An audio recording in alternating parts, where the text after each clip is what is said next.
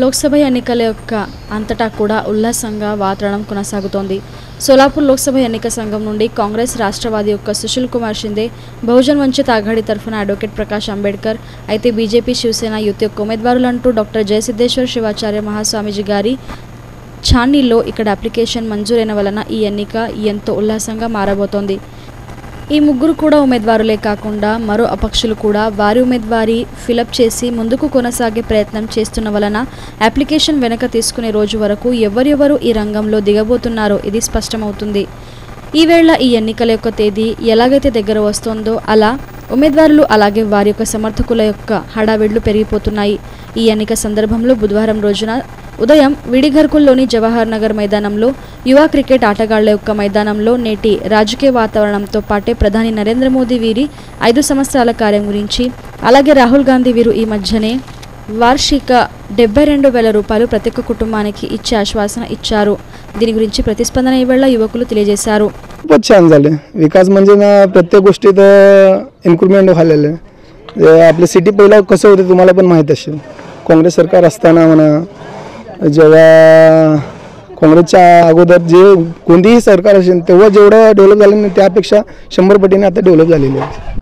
त्यांना आम्ही सरासरी वर्षाला कमीत कमी 72,000 रुपये देऊ असं त्यांचं म्हणणं आहे. म्हणजे नेमकं युवक म्हणून तुम्हाला काय वाटतं?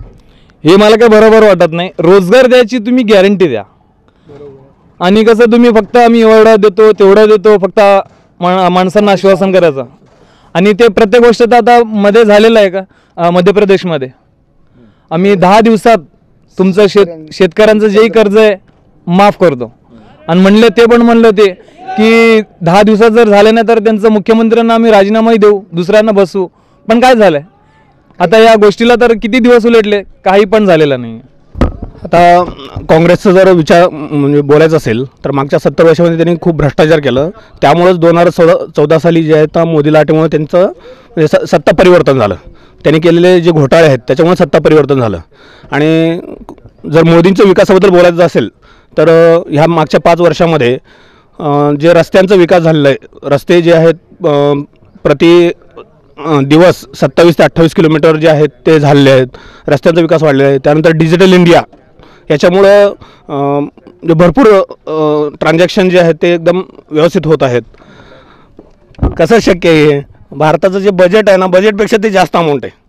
भारताचं जे पूर्ण बजेट जे आहे 2.6 लाख करोड जे आहे त्याचं आहे, त्याच्यापेक्षा त्यांनी 3.26 लाख करोडचं काहीतरी सांगितलेलं आहे. पण ते पॉसिबलच नाही आहे. हे नुसतं गाजर दाखवण्याचं काम आहे काँग्रेस. राहणारी नाही आहे ते. स्वतःच्या शेवटच्या क्षणापर्यंत म्हणले की मी देशासाठी आणि देशासाठी राहणार आहे.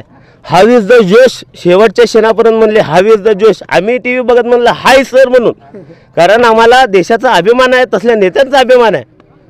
नाही असं पप्पूसारख्या जे निर्लज्ज माणूस जो बटाटा घालून मशीनमध्ये बटाटा घालून सोनं तयार करतो. बरं आता आमच्या शेतकरी बांधवांकडे बटाटा खूप काही शिल्लक आहे. मी म्हणतो त्यांना कमीत कमी दर द्यावं.